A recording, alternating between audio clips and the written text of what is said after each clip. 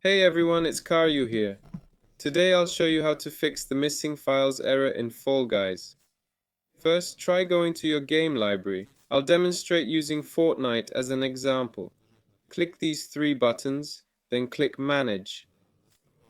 You'll see an option to verify game files and check integrity. If that doesn't work, press Windows plus R, type misconfig, and hit Enter.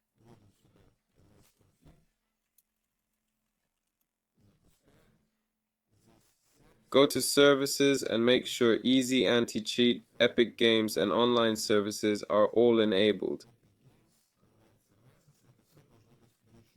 If the issue persists, go to Add or Remove Programs. Find Epic Games, uninstall everything related to it, then reinstall the launcher. That's it. Thanks for watching, like and subscribe. This is Gardic, wishing you all the best. Take care.